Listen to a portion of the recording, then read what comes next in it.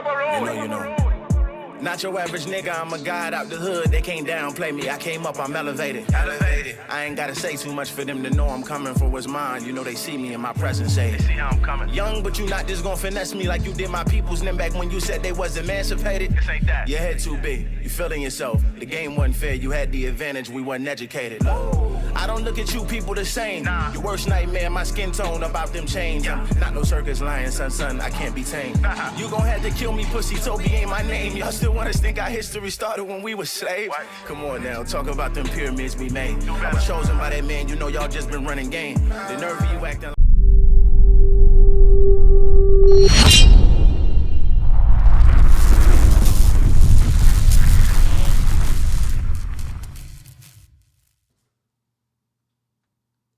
What's going on, y'all? And welcome back to Shifting the Culture Podcast. I'm your host, Brother King Cam, and tonight we got a real special show lined up because we're going to be talking about and dealing with Cybersecurity Unveiled. Cybersecurity Unveiled. And we're going to be having a good brother come on to talk with us tonight.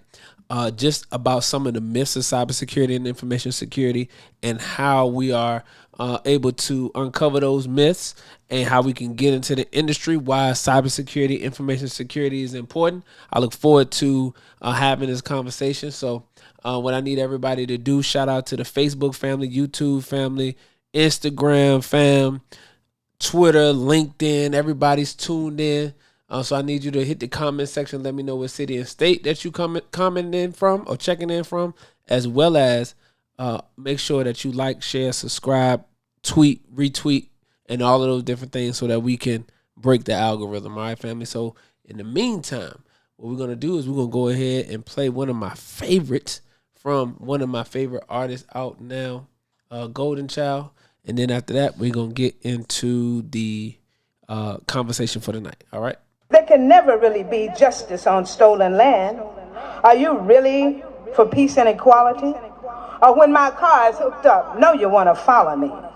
Your laws are minimal, because you won't even think about looking at the real criminal. You know. Yes, sir. The victory belongs to the righteous. Our power is in our unity. Yeah. Look. When you see me coming, know it's serious. Am I really like that? Ask the trenches if you curious. I still laugh and know how to have a good time. Just gotta ask God to forgive us for how we get when we furious. Masculine, he, him, his. Yeah, I'm on that. Try to cancel me, you might get canceled. You should know that. No, I can't let them castrate me. No, sir, they won't pay me for my manhood. Keep it, we don't want that. U.S. soldiers come home and the people thank them for their service. If they knew how many lives we saved, they thank us for our service. Save some people's lives that might not ever know we saved them. Long as Allah pleased with how we out here working, then it's always worth it. Yeah. Please don't get us confused. Yeah, we pushing peace, but we get busy. We get violent too. Got some brothers with the movement, but they ain't got all they screws. Yeah. We just found the truth and we were Allah come against us and we bound to lose. Can't say I ain't warn you. Can't say I ain't tell you. Come on. Come through with them ones. Let us know. Hit the comment section. Let me know what city and state you tuned in from. What's going on, Brother Nathan? Pittsburgh in the building from IG. Tap in. They ask me, is this real or is this for the cameras? A lot of brothers say they for our people, but really be scammers. If all the work I put in was on camera, you would have that answer. What I look like doing this for clout, look, I got higher standards. I don't need 100 soldiers with me, I got God with me. Still pull up deep to show the brothers unified with me. Know some brothers ready for whatever that's gonna ride with me. Got some real dedicated members on this side with me. Youngin' out his mind, off a pill, he think he's Superman. Off a pill, he get way out his body, think he's Super Saiyan. He just trying to escape the pain for real, escape reality. Streets depressing, you can lose your mind and you can lose your head. Promise we been getting the trench together though for sure that. They trying to tell us what to do respectfully. We know that. Lot of commentary from them people on the sidelines. All that stuff they like to talk about. We on that. So look, please don't get us confused. Yeah, we pushing peace, but we get busy, we get violent too. Yeah, this Shifting the Culture Podcast. Got all they screws, we just found the truth and we were. Hey, we going up in a second. You bound to lose. Can't say I ain't warn you. Can't say I ain't tell you. Yeah. Come through with them ones, with the members called us failures. Grew up in the trenches, but it turned us into warriors. Mama, I was born to buck the system. I'm rebellious for sure. Yeah. Mama, I was born to buck the system, I'm rebellious for sure. Mama, I was born to buck the system, I'm rebellious for sure. Mama, I was born to buck the system, I'm rebellious for sure. All right, family. So, man, that's kind of how we go about this thing, rebelling against those forces that stop us from getting ahead. So that's what it's about. We was born to be rebellious. And that includes being able to bring this information to our community and discuss more about cybersecurity and information security. So what I want to do, because we're going to have a special guest from Symposia come and speak with us tonight and just educate us more on information security, why it's important, and the impact that it has on today's world. Recently, matter of fact, let me pull this up. There was a cyber attack that happened against all of the car dealerships. Hold on. And this is just one instance why this is important. Okay? So, and this was really big. Like, this was something that was really huge. Okay? So it says right here in this CNN Business news article that it may take months to correct, if not years. Car dealerships and customers feel the impact as CDK outage drags on. So they just did this earlier today at 5:30. So this happened. The cyber attack took place last week, and they're still feeling the effects of it. So it says that cars sit on Chevrolet dealerships lot on June 20th, which was 5 days ago, in Chicago, Illinois. A cyber attack on CDK Global, a software provider that helps dealerships manage sales and service, has crippled the workflow at approximately 15,000 dealerships across the United States and Canada. So they're not able to log in the information that's necessary in order for them to actually make sales. They're not able to do that because of the CDK system that they use that allows them to that provides the data for them and allows them to move through their workflow. So they've essentially stopped the money. A CDK global system outage has affected nearly every aspect of the Mazda dealership, and I'm not even going. What's the Seek,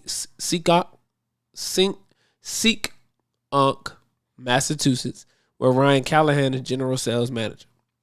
He says it won't be a simple fix.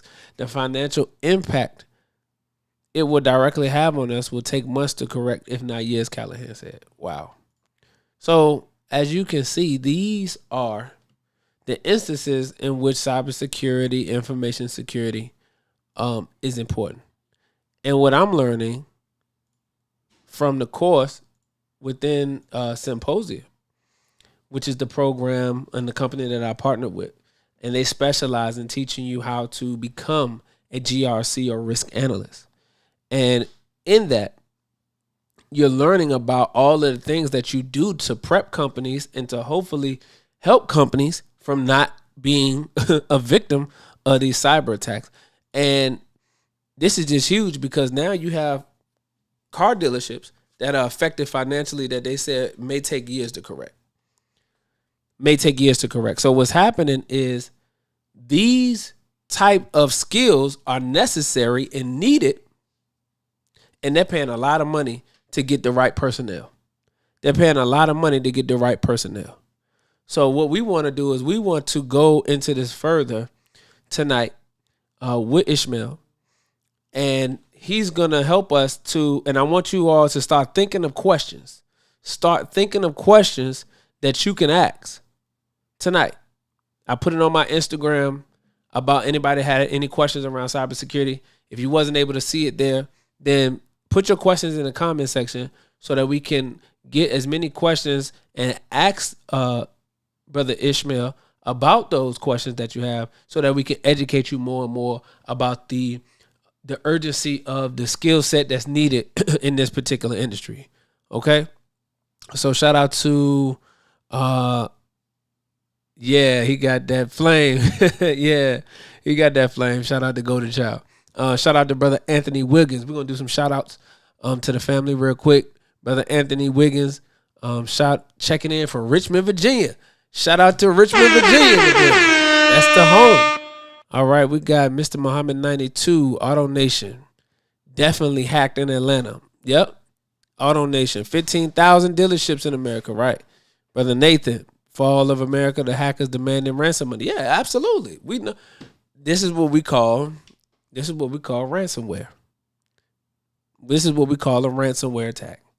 And what happens with ransomware attacks, family, is that hackers get inside the system, mostly through phishing emails. That's the number one way that ransomware enters onto a network, is through phishing emails. And that's because they go through employees, essentially, in order to get the phishing emails. And the phishing emails ultimately allow them access to the network. So they'll send these emails to employees at the company with a link attached to them. And if the employee has not been trained or hasn't been recently trained or stayed updated on what phishing emails may look like, then they may mistake that email to be something from upper management or urgent email, and they may click the link. And as soon as they click the link, the ransomware has now been able to enter into the network. And from that point on, the data becomes encrypted or held for ransom. And then what happens is they block up all of the files where you have no access to them. And in order for you to get those files back, you have to pay the ransom, right? You have to pay the ransom. So, and it's extortion. It ruins a company's reputation because, say, if you pay the ransom, you become a soft target. If you don't pay the ransom, then they release the data to the public, and now the breach is public. So that's how we end up finding out about it. It hits the news, but now the reputation of the company has taken a major hit because people now don't want to have their data, have their personal information with companies that can't keep them safe. People do not want to have their data or harbor their data with companies who cannot keep them safe. So this now causes the business to take a hit. Okay? Now this causes the business to take a hit. All right, family. So this is why information security, cybersecurity is so important. And they are knocking down the doors for this type of stuff to be handled. And in the process of them handling this, they want to make sure that they got the proper skill set, as well as the fact that they're going to make sure that they're going to pay top dollar. Because after companies have been hit, then they really got to pay. But they're going to pay top dollar for those people who got those skills. All right. So, but now, what I want to go ahead and do now is introduce to you all our guest. Our guest is in the building now. Our guest is ready to come to the stage. I met this brother. He's a very, very good-spirited brother. Very calm in the vibes, but is very intelligent and articulate about cybersecurity. Brother Ismael is a yogi. He's a former slam poet and a cybersecurity enthusiast. Who encourages us to become tech fluent. He encourages us to be tech fluent and understand how the advancements in technology affect our lives. This is something that we need to know. He began his career in New York City, in a New York City tech startup scene where he helped companies raise funding and worked with clients like Google Fi and the Near Protocol, a layer 1 blockchain.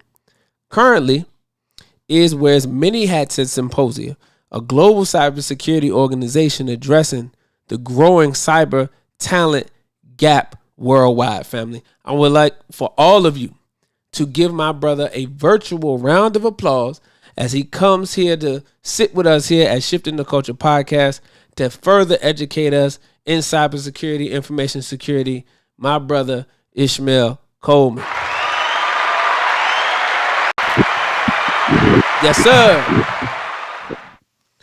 Yeah, What's going thanks. on, brother? Yes, sir. Yes, sir. Oh, How are man, that you? was great, man. No, I'm pretty good. I can't complain. Oh man, yes, sir. Absolutely, brother. Man, we appreciate you for joining us and being with us tonight, man. To have this discussion around, Yeah. cybersecurity and information security. So, as we were talking, and I was kind of prepping everybody around, what the discussion would be about. Could you just tell us a little bit more outside of, a little bit more in depth of the bio about who you are and, and your experience in cybersecurity? Oh, for sure, for sure. So, in depth about me, I'm born in Memphis, Tennessee. So, from the South, my mother's an educator, my dad's a DJ. Grew up in a really creative household that really pushed education. And I, when I was growing up, I was always into this technology.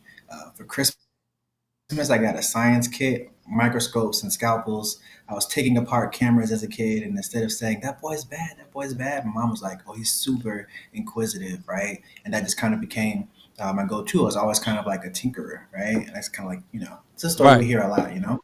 And when I well, growing up, being in a musical family, being from Memphis, if you know anyone from Memphis, everyone wants to do music, right? It's just like part of like the culture. So I did music. I sang in the church. I was a slam poet. Traveled doing that. That my gift allowed me to sort of see the country and like Mm, travel a bit. And it was actually the music industry and working on festivals and whatnot is kind of what brought me to tech. And so when I first raised money to build a studio, I learned how the fundraising process worked at VCs. mm, I got to New York and realized, hey, this industry may not be for me. I immediately hopped in at a tech startup that raised money as part of an incubator, and then I immediately learned how growth hacking works, how scaling works, and understanding as we grew, we had a lot of people's information. mm, I mean, we had a lot of people's information as we grew a startup, and you know, kind of transitioned out of that space to like where I am now. Increasingly, what I've always noticed from startups to cryptocurrency, even in industries that are becoming legalized now, the word you're going to hear is compliance, mm, right? So as things grow and become more powerful, or new things get introduced to the country, to the population, to culture, you're going to see regulation come into play too.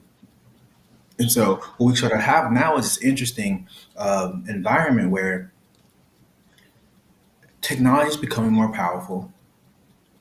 We see cyber attacks kind of taking general everyday systems down, from water systems to 911 to school districts, right, and being affected. Now we have to talk about how to regulate these things. And so when we get to the point today where, if you remember back in the day when they were building the infrastructure of the country, streets, railroads, fast forward a little bit, interstate systems, it was all hands on deck and everyone had jobs building critical infrastructure. right. Well, we're at a point where everyone is online, chronically online, right? We rely on the internet for our for day to day necessities, for just the basic functionality, Right. but we're not thinking about it. We're thinking about what we need to do and not how much we rely on these systems. So Mm, now we need people to have the skills to actually know how to protect us online. The same way we put all hands on deck to build infrastructure back in the day. And that's the influx that's happening now. So I really want people to be fluent. My mom was an educator. She wanted people to be literate, right? right. Super literate. I want you to be digitally literate. I want you to understand what these things mean, what tools are around this, and how rapidly things are changing because the future is today. Right, right, right. Thank you for that. Thank you for that, brother. And that's very important because, as you mentioned, us becoming more educated, and I throw myself in that pool because even though I work with technology every day, you still don't know everything that there is to know, and it's constantly evolving. You're constantly learning new things like that, and as you mentioned, compliance is something that you're going to continue to hear more of, as this things continue to move forward. So you mentioned the cyber attacks and stuff like that. Could you talk a little bit also before we go there? Could you talk about your time with Symposia because the family is aware that I have started, have partnered with Symposia, and on it, Oh, yeah. bringing education. Yes, sir. Yes, sir.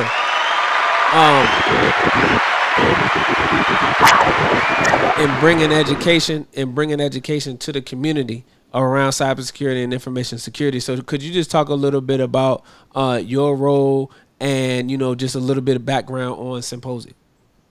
Oh, for sure. Yeah, of course. So Symposia is a cybersecurity organization, but at our heart, we're really, really about education, right?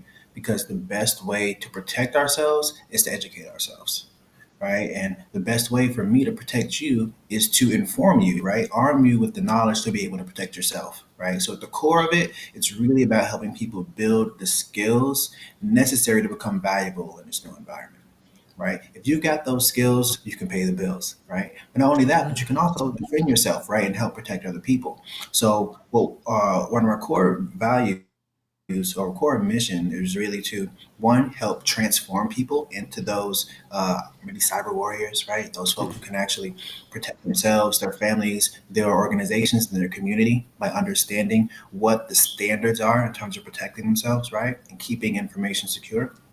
And then we also want to I guess as a side effect of that, solve the larger cyber talent gap, right? And so you'll see statistics out there: 3.5 million jobs in cybersecurity open by 2025, right?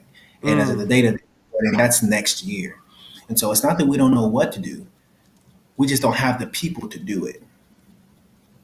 That's the gap. That's the gap, mm. right? So our mission is to really one fill that gap, and by doing so, we're solving not just like your personal problems, right? If you just want to like get a job that pays well, et cetera, but we're also solving national issues, Mm. right? Yes. Global problems, right? Actually, global problems. Cyber crime in and of itself, I want to say, is a $3 trillion economy. $3 trillion of the global GDP was siphoned by cybercrime, and I want to say 2022, I believe. I Yes, mean, sir. countries. That's more than entire countries, right? Can generate. If it were, cybercrime would be bigger than Nvidia or Apple or Microsoft. Right? It's up there. It's up there. It's up Right. there. If it were, Right. you know. So that's what Symposia is all about: solving that by really creating valuable people. And yeah, what I do, I wear a ton of hats. You may see me in a couple of videos. You might see me on an admissions call. If you work at a company, I might be talking to you. So just all hands on deck. We're just building. Yeah.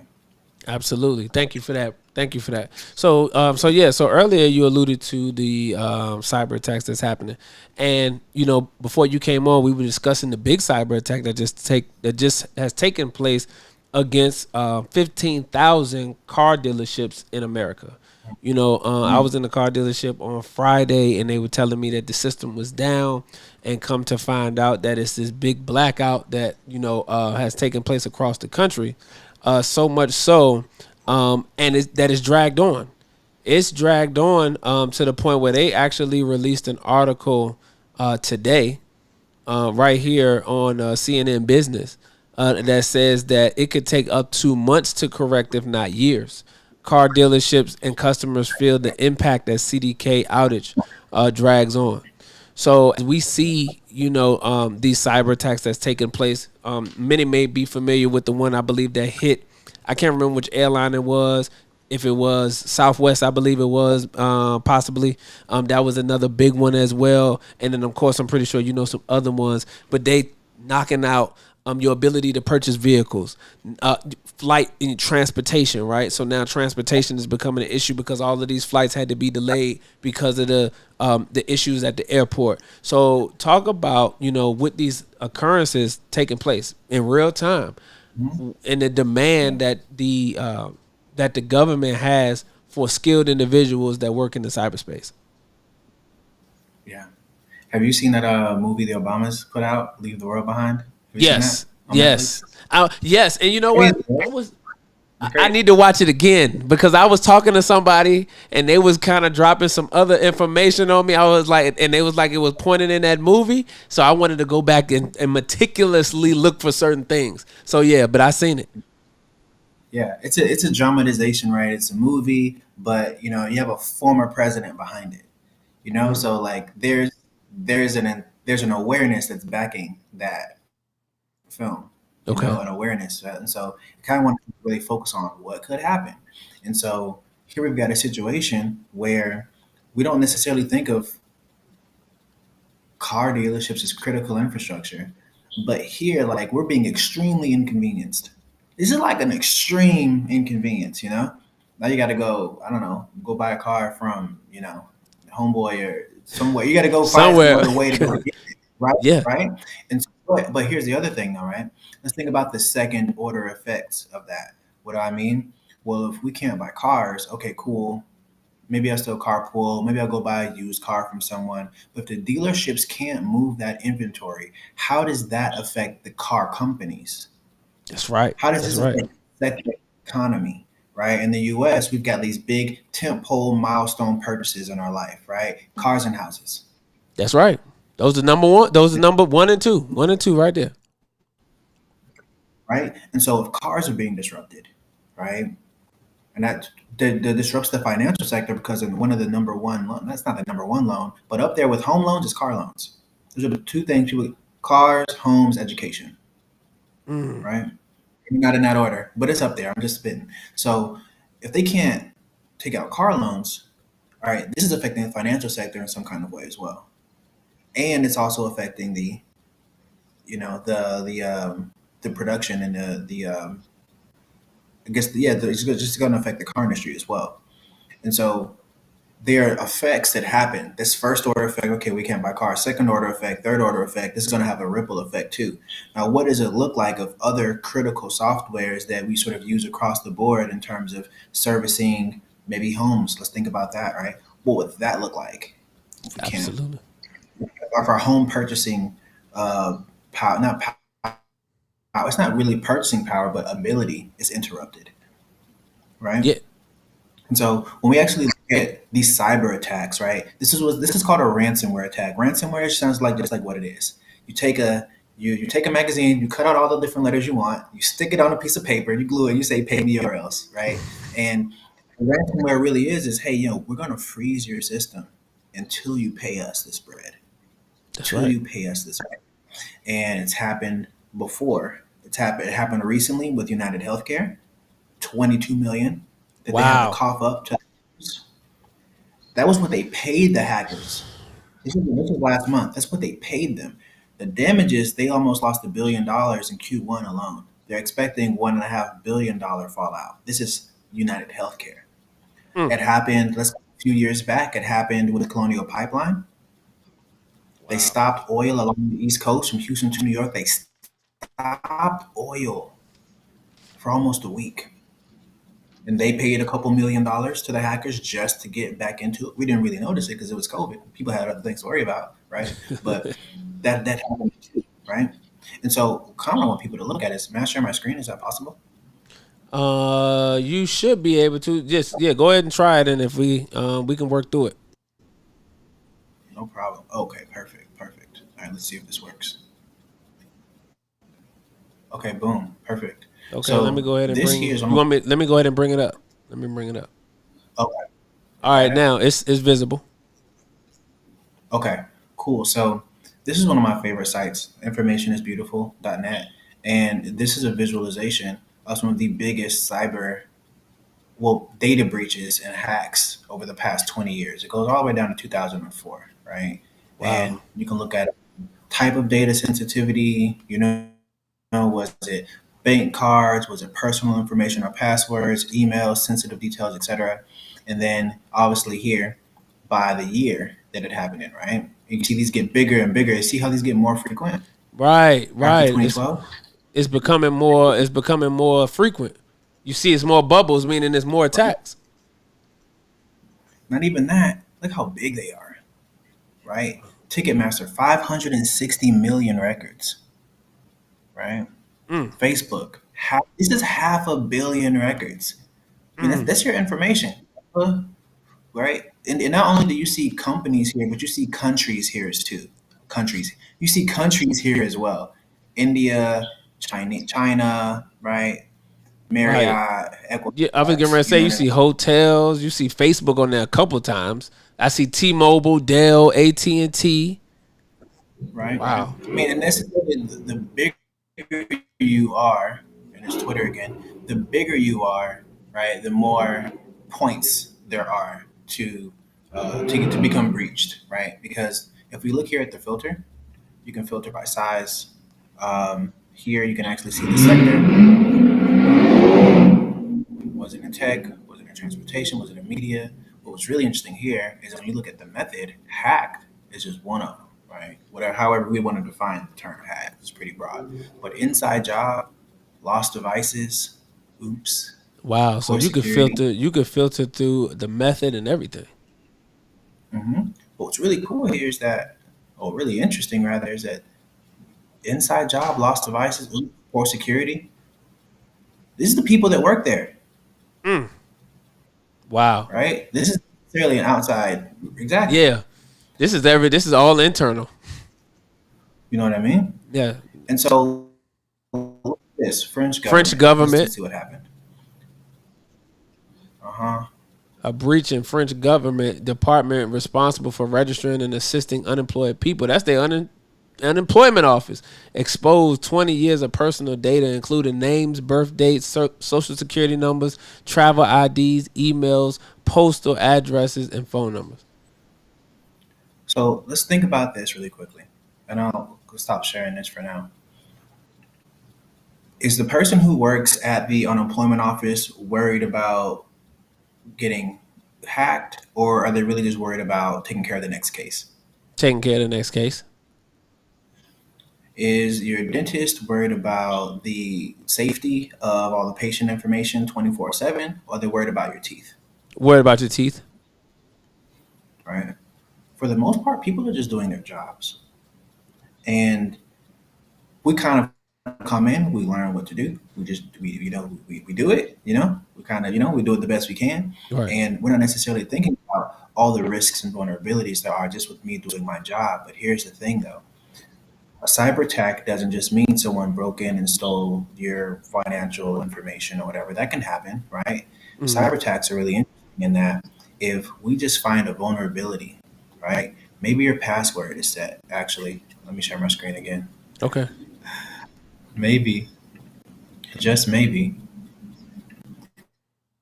your password. Oh, water. Here we go. Maybe, just maybe, the password is still set to default, Mm. right? Right. And it's 1111. And so maybe water utilities get shut down, Wow. right? U.S. water utilities were hacked after leaving their default password set to 1111.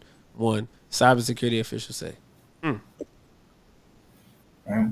And so, I mean, the person never thought that they would get hacked. They just thought, I'm the only person who's using this. Let me just, so I can go about my day faster. You know what I mean? Right. Do you, reusing passwords is really common. Mm.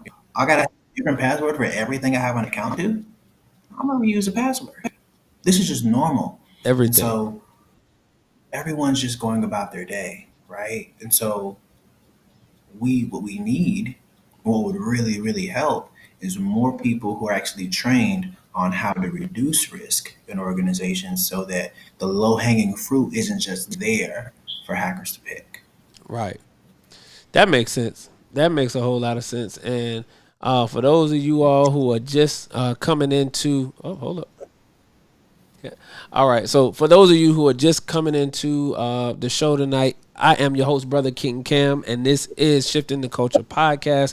I'm here with my good brother Ismael Coleman from Symposia, who is talking to us and unveiling some of the myths behind cybersecurity and information security. So as you come into the stream, what I need you to do is like, share, retweet, comment. Let's get some activity and engagement so that we can break through this algorithm. Shout out to the Twitter family, Instagram, Facebook, YouTube, LinkedIn, everybody who's tuning in tonight for this special broadcast. So we have been talking about information security, and Ish has been just helping us to understand the importance of the role, because we talked about what happened with the auto dealerships, and we talked about what has been happening more and more frequently around cybersecurity attacks on different organizations, companies, as well as countries. All of these different things that are taking place, and this is one of the highly profitable crimes that are taking place. So we are literally in a war right now, in a battle right now. So man, this is very valuable information, and as I always say, for those who are interested in getting into the tech industry and being able to get invited into the cybersecurity aspect, this is a valuable opportunity.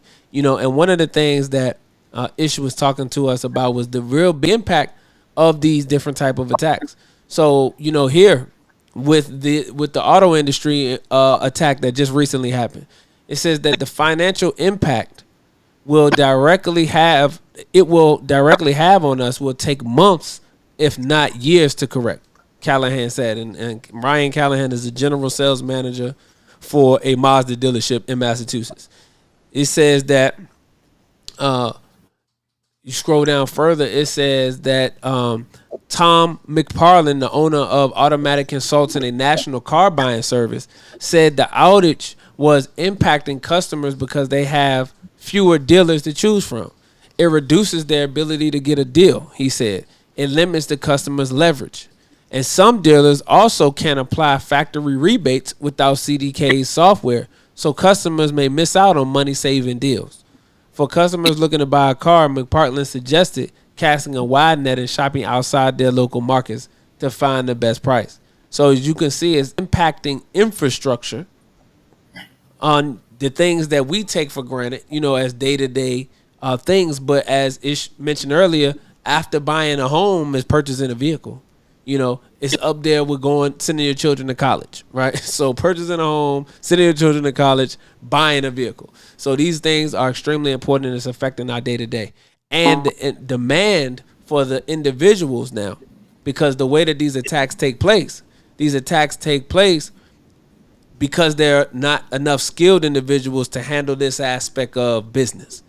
You got dentists and doctors and car dealers and salesmen and managers they're doing their job, which is what their role is to do. But the people who are paid to keep an eye on the security and do the vulnerability testing and do the risk assessments is not enough. It's just not enough. So because of that, these companies and businesses are affected. Go ahead, Ish. You said something really interesting. I think we should lean in on this a little bit more. The folks paid to do this. Can we talk about what they're paid? Is that Yes. I think the people would love to know what they were paid and what people are being paid. And we do have a question as well around cybersecurity and education and training. So yes, sir. Let's talk about the tech bag right now. okay? Tech back. So what I want to do, actually, if you don't mind, I'll direct you on this first. Can you share your screen? Can I share mine? Yes. Yeah, I'll show it. Anyone can do this. Is really what I want folks to understand Okay. is that anyone can look up this information. So we're I'm gonna about to go to say. Google. Okay. Yeah. And I'm about to say I can share mine. Yeah. Okay. All right. Hold up. Get mine pulled up here. Okay. Okay. Awesome.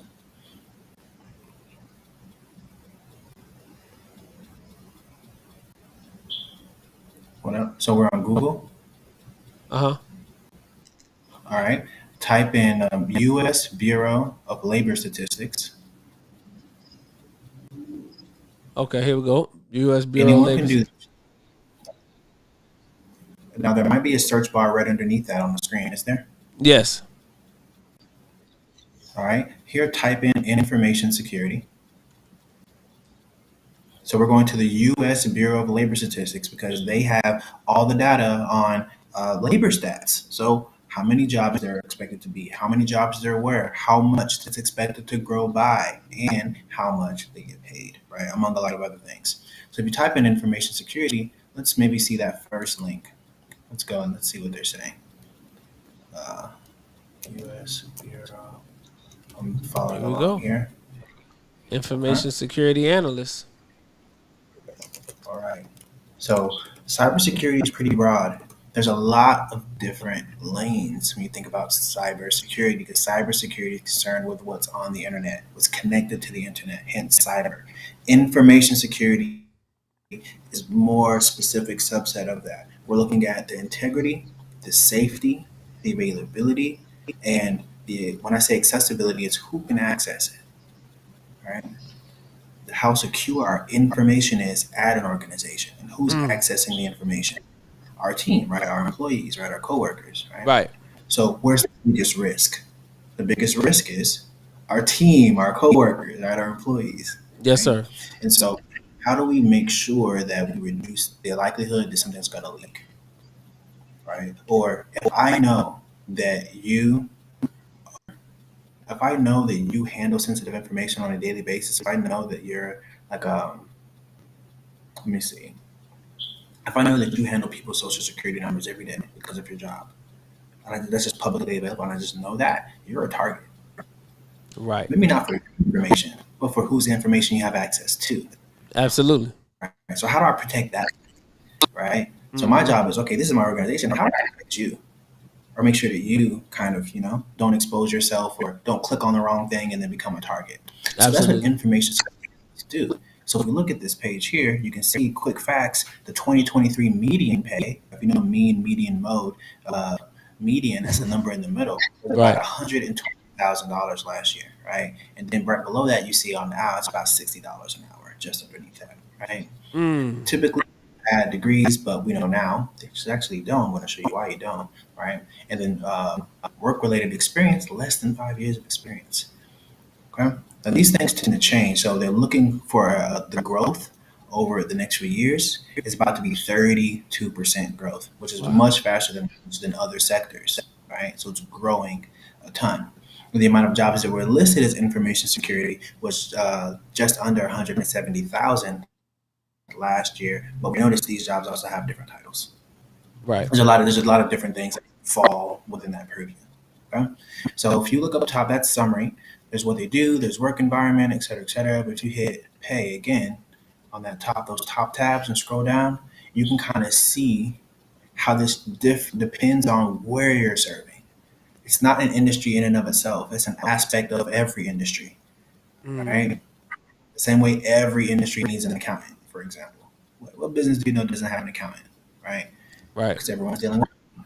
All right. Well, if you're dealing with information, you need information security, whether you think you do or not. Because I bet you that auto dealership didn't think it needed information security. Mm. Wow. Man, look at that. Look at that, family. Look at that right there. So you can see it right here, man. Up the information sector is 133,530. Finance and insurance is 126,000. Management of companies and enterprises 122,000. Computer systems design and related services 121,000. And management, scientific and technical consulting services 112. So all of those put you over the six-figure mark. So that is how much money that you actually can make becoming information security analyst amongst other titles as well. Right? Now, what I always like to do is compare these labor stats to the market. These are last year's numbers. If you go on LinkedIn, Indeed, and you know how to filter for the right things, you can actually see listings that are out right now and what they're paying. Right? Wow. And of course, this always varies by where you live. These jobs are remote. There are those that are on site and hybrid, et cetera, et cetera. But the work is there. Now, what's the nature of the work itself? Right? There we When we go. talk about security, yeah, people typically want to know, well, do I have to code? Right? Fair. Right? Do I need to know math? What if I don't have a tech background or something like that? Those are all fair questions to ask. Typical, right? Computer science, I'll tell you, stuff is not. I caught on pretty easily. It's and I say it in my bio. I was an athlete. I was a yogi. I Mm. slam poetry, super creative. Um, I didn't take math classes in college if I didn't have to. Not that I couldn't. I was just in a different focus, a different phase of my life. But what's really interesting about this line of work is that if you can communicate and you're literate, right? You can communicate well, you can read well, interpret things, right? Read, write, typing, communication, and you have some leadership ability, Right. then you can do this line of work. Because what are we actually doing? We are understanding the bylaws that the government wants us to have to protect people's data, and we're making sure that our organizations follow that. Absolutely. Absolutely. So this is That's a it. non-technical role. Essentially, at the core of it, it's a non-technical role. And a lot of people who hear technology or they hear any roles in technology automatically assume web development, software development, Python coding for cybersecurity engineers and things like that. But could you talk about the aspect of the technical versus non-technical and how you don't have to have a tech background or coding skills to become a risk analyst or information security analyst? Yeah, no, great question. So the if you have technical experience, great, right? Because at the end of the day, it's always good to know what That's right. how these things work in the Mm-hmm. context, right? That's awesome, right? The core skills here are it's not technical. That doesn't mean it's non-intellectual, right? Because you really need to understand people, because people are the risk at the end of the day. Who gets targeted in social engineering or phishing attacks? Phishing is when you click on PHISH, right? When you Yes. click on like fishy links, right? A phishing attack. Social engineering is where someone pretends to be someone else. Right? I'm calling you pretending to be your nephew, or sending an email pretending to be. You get a text message from someone acting like they know you, right? Uh huh. The, tar- the target is always a person, right? The target is always a person, right? And so in doing this, even though AI is advancing, even though technology is doing crazy things, we're actually using it because you still need a person in that loop to understand how this risk is going to affect people or how people are going to interpret it, right? This change happens in real time in the real world, although technology is the vector through which, we're being attacked, right, or exploited, Mm-hmm. right? It's always happening to humans, by humans, and humans are the ones who need to understand how to reduce these risks, right? Because we're using the technology at the end of the day, it's not using us. There you So go. what skills do you have that could be transferable to this? I mean, project management skills. I recently interviewed one of our leaders at Symposia. He's a chief information security officer, and he came from project management, just sort of a senior project manager. He copped over because he was used to leading projects, and he was an assistant director right away, right? I know people from IT help desk who understand the problems that people run into. They've got a high level of empathy. Customer service folks, a high level of empathy because they understand the struggles that people have, so they understand what could be a risk or what could be interpreted as one. Right? I know people who are chief information security officers now who are teachers, and they took that enthusiasm and that love for educating people, and they took that into their role because now they got to go ahead and teach the whole company, and it's kind of like having kids all over again. They got to get people to do things they don't want to do, you know? Wow. Right? And so I named a couple of different things, but I've seen people come from freelancers and entrepreneurs who wanted to fund their dreams by doing something that was a bit more stable and a bit more lucrative that gave them time freedom. Teachers, servers, salespeople. Salespeople know how to talk. And this role is not just defensive, it also helps companies grow because who wants to do business with an organization that they can't trust? Boom. Boom. That's a good point. That's a good point. That's a good point. And as we get further into it, and for those who may be interested, you can go ahead, family, and click the link. There is a link in the chat for you to go ahead and set up a call with Symposia, so that we can talk to you more about how we can help. How you can get more information about getting into the industry and how you can take advantage of this opportunity. And one of the things that I'm learning is that as you learn about the frameworks and things like that, these become opportunities for businesses that allow them to grow. Because as you mentioned, nobody wants to do business with companies who don't have what's set up infrastructure in place so that your information is safe. So it becomes a deal breaker for companies to even get business. So that's how it's so. That's why it's so important, and it affects information security affects various sectors, including healthcare. As Ish mentioned earlier, finance, government, retail. We was just talking about the car buying industry. That's retail. Governments. It showed us earlier how it affected the French government, for example, and things like that. So there are so many areas in which this is affected. You're almost the one thing that businesses need to make sure that they function. You're like, oh, you're irreplaceable like Beyonce. You're irreplaceable like Beyonce. Like, because you see what's happening, and they need these type of individuals to go ahead and keep things flowing. So Marion Love posted this question, so I wanted to get to this question. Marion Love said that how long would it take to make money in cybersecurity, and then they said education/training versus actual earning. Okay. So is the question someone who's starting from scratch? Is that what I'm hearing?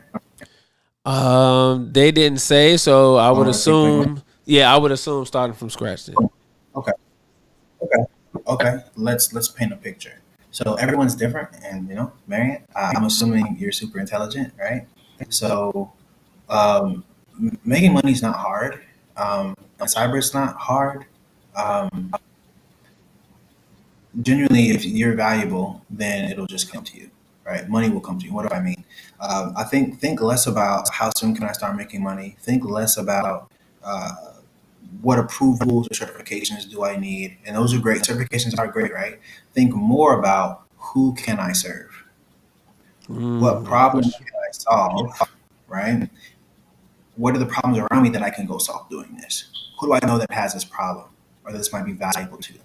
When you can start seeing those connections and those gaps, then where other people see problems, you'll start to see opportunities, right? When we look at the CDK hack that's shutting down all these auto dealerships right now, if you Yep. really read into that, there's an opportunity there. There's an opportunity for a new company to come in. There's an opportunity to create a software that doesn't have maybe certain vulnerabilities, right? Because now the conversation is going to be, check this out. What do you think happened to their stock price, Dropped. It dropped. right? Mm-hmm. And so when we think about what businesses need, them being able to get business, them being able to have consumer trust is going to be about, do we keep your information safe, right?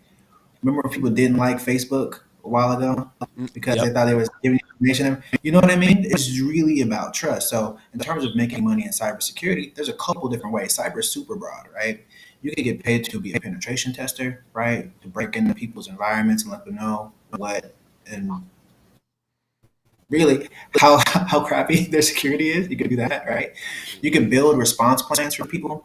You can help people pass audits. That's a really, really big one, right? A lot of organizations need to pass certain types of audits to show that they meet certain standards. That's right. Here's a metaphor to explain, right? You go to a restaurant, you see a blue letter A on a piece of paper on the door, right? That means they got an A from the health inspection. It's cool. You walk in, it's clean, et cetera, et cetera. If you see a D on that door, you're not gonna go. You're not gonna go there. If you see a D on that door, you're gonna dip, right? Right. D for dip. We not dining. We dipping. Right. A is for I ate over there. D is for I'm dipping, right? Um, F is for forget about it. So companies, they have to pass these inspections as well, right? And we call them audits. And what they're really looking for is, do you have certain practices in place to keep people's info safe? Basically, what's your posture? How clean is your crib? It's really how you should think about it, right? And Mm. so if I remember, if you've got kids, you child proof the house or you Got to. dog proof the house, right? To Uh make huh. sure that certain accidents don't happen. It means I'm keeping certain things off the floor. I'm putting certain things away. I'm not leaving food out. My home has a certain posture because I have young children, and therefore this is the protocol. This is how I do that, right? There's certain folks' houses you go over, you would not let your kids step foot in that house because Right. you understand that's how it is, right? Mm-hmm. Right? Because if you come over there, you don't want CPS calling, right? This is an endangerment, right? Fact. Or recall when you were young and you wanted to go play over someone's house, or maybe someone asked you if they could go play over someone's house. You know the infamous question we all ask: who all over there? Yeah, Right? exactly. Who all over there? Right. Mm-hmm. Right. What are they feeding you there? Let me go meet their folks, right? Because I want to do an assessment on the risk level of you engaging with these people. Wow, I We do never the thought same about it like thing. that. Mhm. We do the same thing with companies. So before our companies do business, they're going to do assessments on each other. They're going to send a person and send a person to another company. They're going to send each other surveys and questionnaires. They're going to inspect each other up and down and really see, hey, can I trust you guys to do business so that if we expose or share any sensitive information to you, that we're not exposed to any risks? Because if it does, we're going to get sued and we're going to get hung up by our customers, right? That's true. That's true. So this is the value that we bring, right? Now, in terms of studying, I want to get back to Marion's actual question. I didn't forget. I did not forget. It really depends on your learning curve, right? I've seen people get into the industry in a matter of months. Some people take years because they just don't have the right information and the right guidance, right? But I'll give you a protocol that I would follow, right? So I hope you're taking notes on this. Um, First thing I would do is one sort of get an aim, right? Aim for a skill set that is in demand, that is understaffed, and ideally one that pays well, high value, right? So you find a skill set that's in demand that not a lot of people are doing because one, you want to get rid of the competition. You don't want to be commodified, so just ignore the competition altogether, right? And you want to do something that they actually need, that's actually solving a problem, right? That's number one.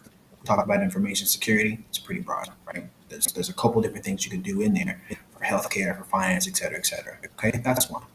Second thing is just get your feet wet, get your hands dirty. No one ever learned how to ride a bike by reading about it. That's my saying, right? And so, That's what you golden. need to do, start doing projects, right? So, obviously, learn the information, study, right? Having a mentor will help you avoid some of those pitfalls. You can just get a person's wisdom. That's the great thing about books. That's the great thing about mentors. There's a lifetime of knowledge and wisdom and mistakes that you can go ahead and learn and absorb from. But really start doing projects because you're not going to know it. I think studying to study or studying yourself in circles is the worst thing you could ever do for anything. Um, Particularly when you're looking for an outcome, not just to be smarter, but you actually want to become a thing, you need to practice. You want to become a thing, you need to practice. So do some projects. And just go, I don't have an internship. Your job probably doesn't have security protocols in place. Maybe, I don't know. Try it Mm. out. Your doctor's office. Do they, HIPAA compliance? Like, try it out, right? You'll start to see when you put the rose-colored glasses on. You start to see things in a different light, and now you can say, okay, let me see if I can actually do this here or apply this there. Do it for free. Do an assessment for free. Just Mm. start practicing. Start practicing, right? Then you really want to connect with companies. So as you start doing this work and you start building these things out, it starts making sense to you.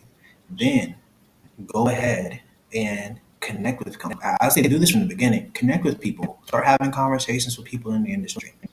Start sharing and showing what you know. Talk to folks.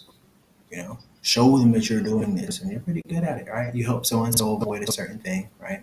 Talk about it, do it, just and connect with organizations. You start having those conversations. But the money piece happens when there's a clear exchange of value. So either you're getting hired somewhere or you're closing a deal and you're getting a client.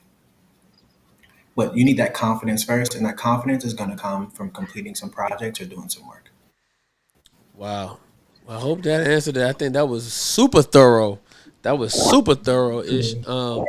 Helping to break that Yeah, down. man. And I think that's one of the. Let me just give you a round of applause for that thorough answer, brother. And the biggest question that I get when it comes to the tech industry, cybersecurity in particular, Yeah. specifically, Yeah. is the pathway. A lot of people are trying to figure out the pathway. Hey, I got on YouTube, I did some Google research, and they said I got to take Security Plus, I got to take Network Plus. I need to get this CCNA for Linux.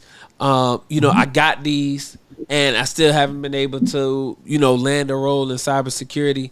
So what is it that I'm doing wrong that is not allowing me to get that job? And that's not saying that you don't need those things, because this is an industry that's constantly evolving. So you should get Security Plus. You should get Network Plus. You should get CCNA for Linux, especially if you're a more technical person. Especially when you talk about that CCNA with Linux, with Cisco. If you're a real technical person, you definitely want to get those things, because it's just going to help improve everything and add value to what you already have. And that's one of the things that Ish is consistently saying. You want to add value, add value, add value. So when it comes to pathway, how does Symposia and yourself, how do you all help people discover and carve out their pathway to getting invited into the industry? For sure. So at Symposia, there's a few things that we do that are markedly different from just the industry at large. Typically, when folks look to get into the industry, they go for a degree program.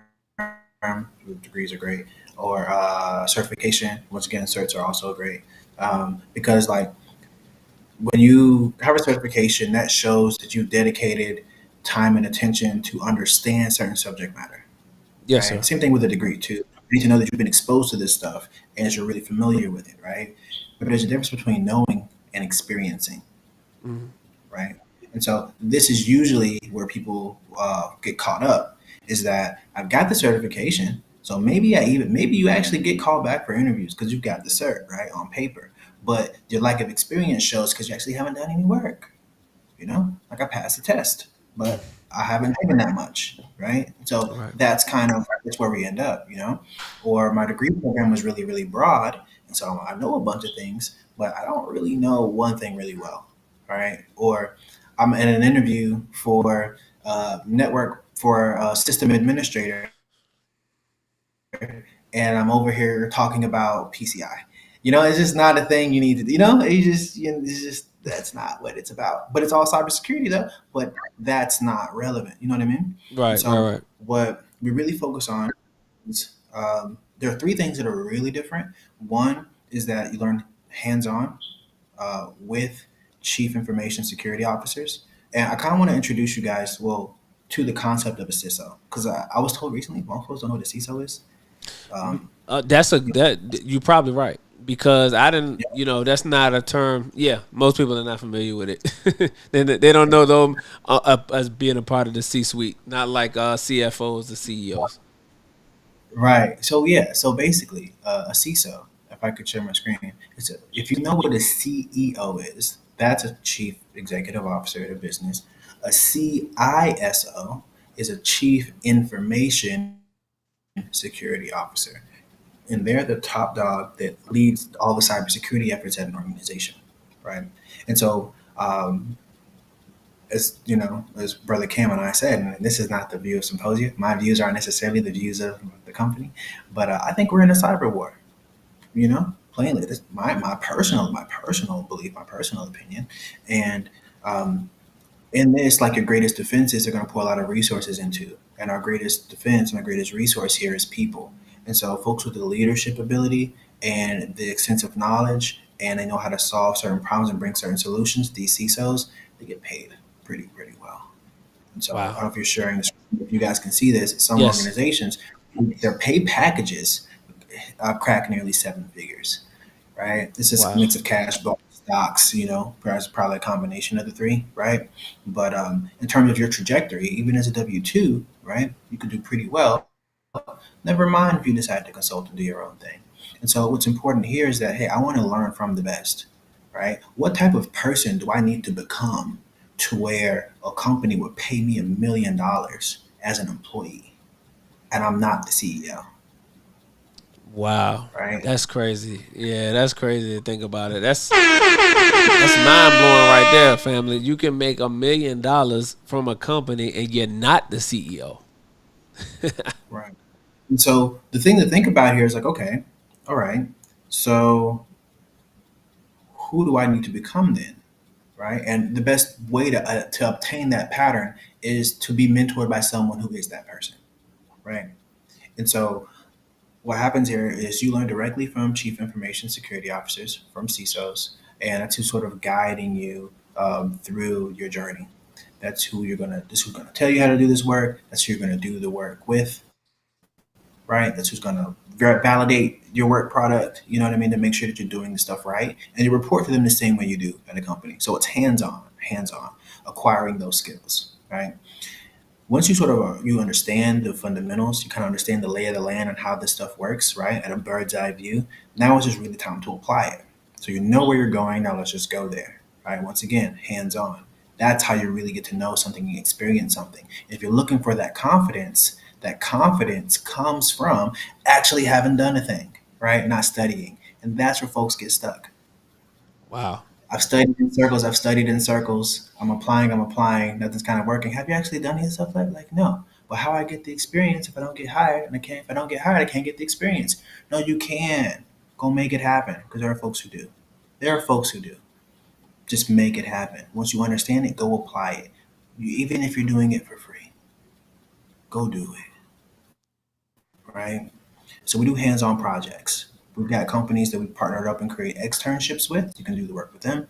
We've got projects internally. Some of our mentors have worked at NASA, worked with the DoD, State Department of Health. So you get to learn from people who do it at that level and do some projects under them. But now that you've actually done it, you got your own portfolio. Now you've built your confidence because now you have actual experience and building the solutions that companies need.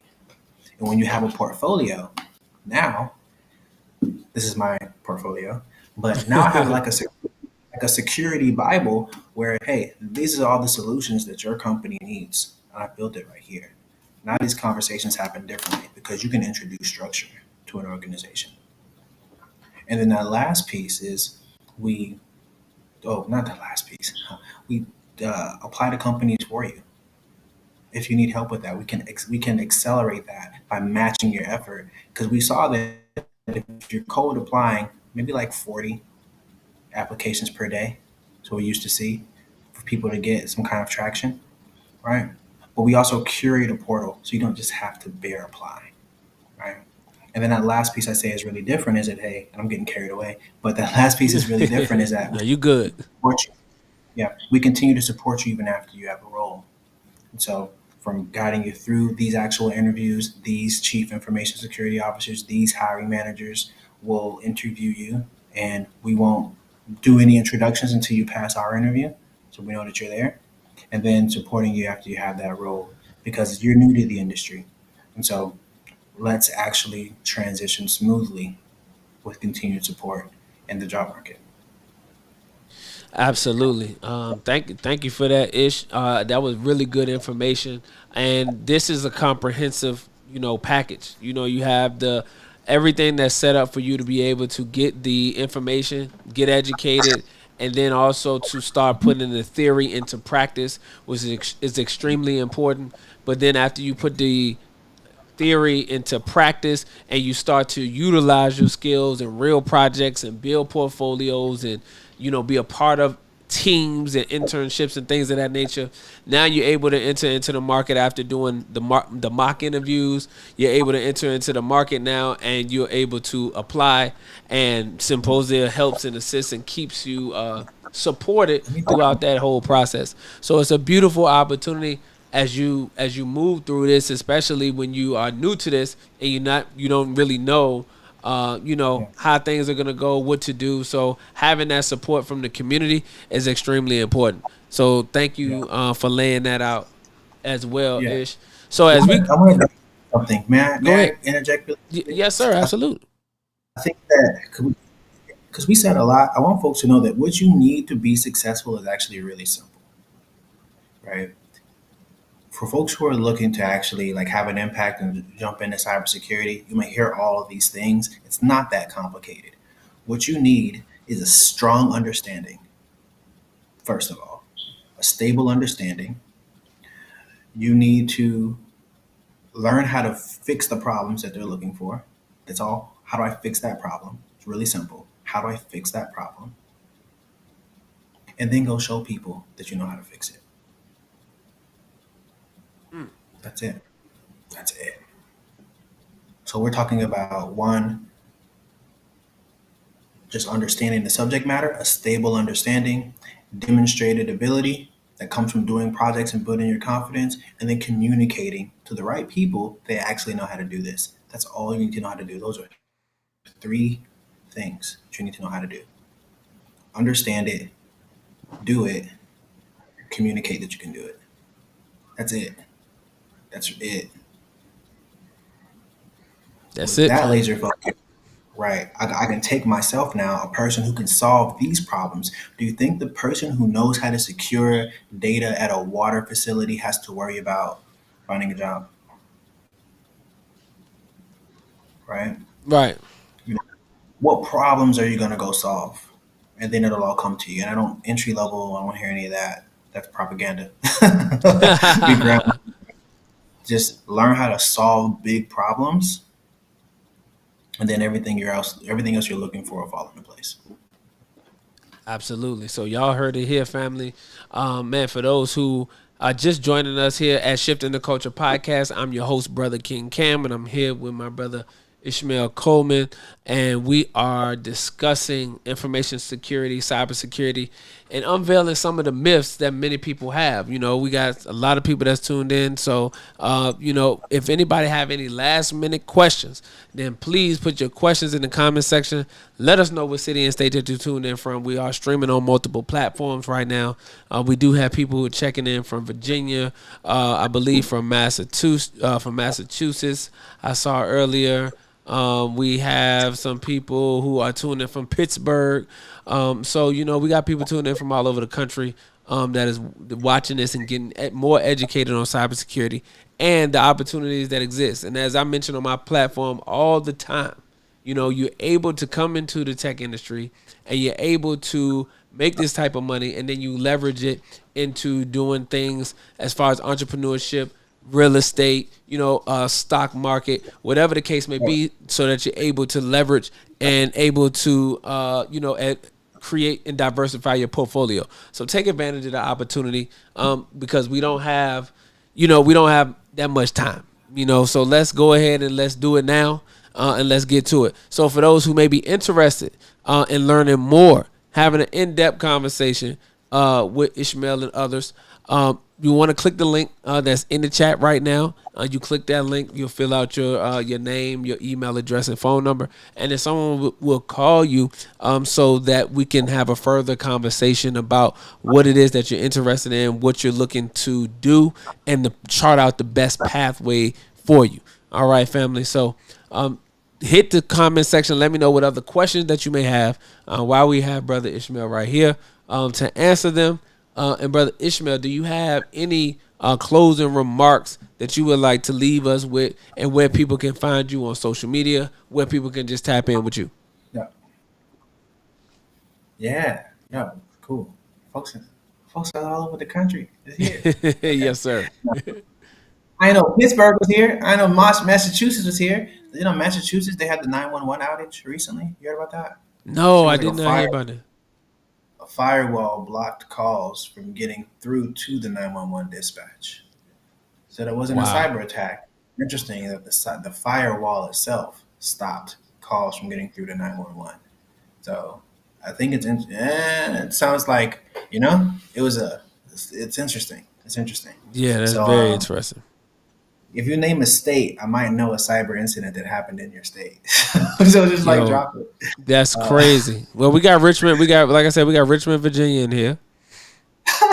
He going to test it out. He's like, all right, go. Yeah. You know, before Richmond, okay, Virginia's close to the DMV area. Yep. They had Department of Defense had schematics for a jet fighter plane leak, and the vendors leaked it. Now China has a copy of our jet. It's pretty close to it. Yeah. Wow. It's kind of crazy. Wow. Yeah. Wow, that's heavy. National security. That's a national security thing right there. It's a whole Dang. thing. Well, it's also a business thing because now they're trying to sell planes, but their plane is cheaper than the plane that the U.S. company has, and so they're like, who's gonna buy our planes? But Yeah, so they're trying to undercut. you Business know is what I mean? warfare. Business is Yeah. warfare. But yeah, closing remarks. Man, I'm just excited. I'm super passionate about folks like hopping into this industry, just like tuning into the right stuff. All right, folks want to die on hills. I ain't about to die on nobody's hill, but this is kind of like the flag I'm trying to plant right now. Hmm. Every forex trader, drop shipper, TikTok shop fulfillment by Amazon person, extra now on my barbers and on my braiders. I need y'all continue doing what y'all doing. But everyone else who's like doing a side hustle just for money, come and solve a real problem like cybersecurity. You can Mm. make money. It'll be stable, and you're gonna have time and resources to invest in other things that you want to do. Right? You get a job, solve the cyber problem. I feel like if we took like the distraction of like trading and because you can't trade with no money. But if we took that distraction, That part. like start a business and everything without having the skills to actually run a business, because it's a lot, you know. I mean, when I was in New York, I worked with startups. We raised millions of dollars. I worked with larger companies. I worked with smaller companies. This is probably my third startup that I worked with. Starting a business and running a business is hard. Most fail. And when you actually do succeed in success, of course, is like relative. When I look at what we've done, it's really because of the capability and character of our leadership and of our team, you know? Mm. And so you probably have a lot of growing to do, and that's okay. So in the meantime, learn a valuable skill set to really solve some problems. Now you can think clearly, because anything when you're like not where you need to be financially, and that's a stressor on you. You can't think clearly. I was told that my brother Augustine told me this. Anything you see that might be a good idea, like that shiny object syndrome, it's probably a hallucination. You have to Wow. treat it like you're hallucinating because you can't think clearly. Get that income. Focus on the one thing.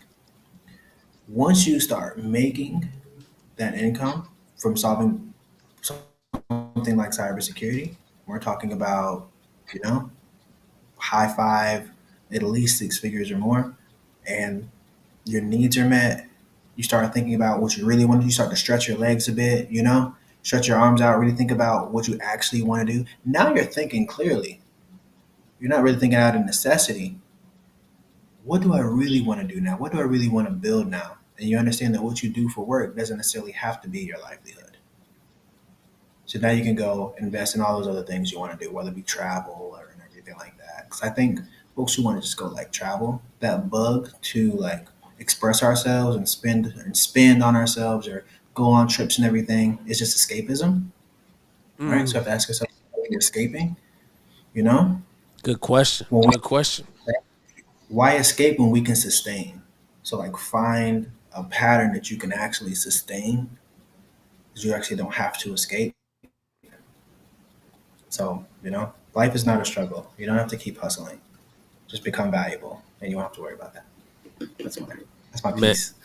man, that man, we got to bring you back for part two on that one because that escapism piece is something that's heavy, and you see a lot of people that's heavy, not only in our community but just in society in general, and that just lends to the fact that people are not happy in their reality, so they try to escape to another reality for a couple of days or for a couple of hours, whatever the case may be, to get away from something, and then ultimately come back. So what is it about your reality, about your everyday routine, as you mentioned, that you are trying to escape? And instead of trying to escape it, you should be trying to focus on the things that exist there, that you don't like, removing those and setting up the reality in the world that you want, for yourself. So that's Right. a very important piece. That's right. Yes, That's sir. right. Yes, sir. Yes, sir. All right. So, Um, social media. Where can people find you so, on social media? oh, cool. So currently my Instagram is Ismael, Ismael dot Rashad, Rashad C, the letter C. So Ismael dot Rashad C. That's Instagram. LinkedIn is Ismael Coleman. You should search me. It should be Ismael Coleman. Comes up Ismael Coleman Symposia. I should pop up. And yeah, man, that's all for now. All right, man. So shoot. All right, family. So make sure that you tap in with my good brother on those social media platforms, family. Welcome Symposia at Welcome Symposia on all platforms. You can find our company as well. Got it. Definitely got to do that. At Welcome Symposia. At Welcome Symposia on all platforms as well, so that you can find the company, find out all of the information that you would like, and be able to come on board. We would love to have you. We'd love for you to join us in our journey. I'm currently in the process right now, family. I'm currently in the process. So as you know from seeing my social media, I'm going through the journey. So, if you want to join it with me, as we go through these different courses and sit through these different modules and things like that and get more educated, get more and become more valuable in this thing, then you can see the positive results for yourself. So don't wait. You might as well just go ahead and get started today. Those who are interested and would like to get a call from Symposia, the link is in the chat, family. The link is in the chat. You fill out your name, your email address, and your phone number so that we can follow up with you, so that we can see how we can help you as best we can, family. So it was a beautiful time. Thank Brother Ismael again. Yes, sir. For spending some time with us here at Shifting the Culture podcast, and just elaborating and unveiling some of the myths that people have around cybersecurity. So thank you, bro. I appreciate you for coming through. Yes, sir. Yeah, man, I appreciate you. Y'all come study with Brother Cam and me. Come study, come learn some cyber stuff, y'all. Come on, they need to. Yeah, man, it's definitely fun. It's definitely eye opening. I'm learning so much. So it's definitely eye opening. And man, we definitely got to bring you back for a part 2. Man, I'd love to be here. Thanks for having me. Yes, sir. Absolutely. All right, then, brother. All right, family. So that is our show for tonight. Brother Brother Marion, yes, sir. Marion Love, thank you so much for coming through, for tapping in. I don't know if that was a brother or sister, so I don't want to be wrong. But Marion Love, appreciate you. Said it was flame. So y'all let me know in the comment section, how did you all enjoy tonight's conversation with Ismael? So y'all let me know with some flame emojis, some 100, some fist pumps, something. Let me know how y'all felt about tonight's show. I think it was I think it was very educated. It was very educating and very informing. I learned a lot myself, and very informative about cybersecurity and the opportunities that exist. And like I tell everybody, this is not something that you have to do forever. But one of the things that people don't know is that the average income for entrepreneurs is around $50,000. So at $50,000 and you have children to feed and you have, responsibilities, it's not enough. So while we want to ultimately get to a place of ownership and not the slave ship, what we want to do is we want to go about it strategically. So one of the things that I have learned is that you have to steal away. My teacher says steal away. And that don't mean steal nothing from your job or steal anything. Don't become a criminal. Steal away. The steal away method is where you have a job and you use the money to leverage the money from that job to build up your side hustle, build up your business on the side. And you steal away from those paychecks that you get and you build yourself up. And in the process of you building yourself up, once you are able to sustain yourself fully, you making the same or more from your business than at your job, then you can let the job go. You can fire the job. Okay. But you don't do this and get into entrepreneurship without taking the right steps, is what I'm saying. So this is what we're doing. We're trying to inform you and give you an opportunity for an investor. Because one of the things in our community is that we always talking about funding or lack thereof. Well, I'm giving you an opportunity to have a primetime investor that's going to loan you $120,000. Okay, maybe not 120, but they're going to loan you some money so that you're able to put it towards your business. You're able to take that $120,000 salary and you're able to put it to good use. You know, you'll have $2,000 or $3,000 every month to be able to invest into your business. Now, how many of us would be able to use $2,000 to $3,000 extra for marketing, for investing, to be able to take a course, go to a presentation, go to a expo, right? Go to a conference where you can become more educated in the field that you're looking to get into. All of these things are important when you're going into business, but we need to have the capital in order to do so. So this is an opportunity to do that through the tech industry. Most of the jobs are remote, as Ismael mentioned. You know, some of them are hybrid and on-site, but most of them are going to be remote jobs, so you can work from home. You can make over $100,000, put you in a different tax bracket. You can travel, you can see the world, and now you can diversify your portfolio, and you'll have the funding to be able to start that business or do whatever it is that you've been wanting to do, really, once you go ahead and go through this process. So as Ismael mentioned, let's lock in, let's focus. Let's do what it is that we have to do. Let's give ourselves 6 to 12 months of elite focus on this one skill set so that we can be able to have years of that luxury, of that lifestyle, of, you know, ultimately what we're looking to accomplish. All right, family. So that's what this is about. Again, if you're looking to have more information, we would love to follow up with you. So click that link that's in my bio. That's in the chat right now, right here on the chat. And you click that link, fill out some quick information, name, telephone number, email, and then someone will be following up with you so that you can get more information. Okay? So that's what this is about. I enjoy myself. I love rocking with the family each and every Tuesday. So make sure you stay tuned. Those who are interested in becoming part of the community, please text the word STC podcast to 888-294-2793. If you're looking to become a part of the community, please text the number 888-294-2793. And what you're going to do is you're going to text the word STC podcast to that number so that you can become a part of it, because we want to build community.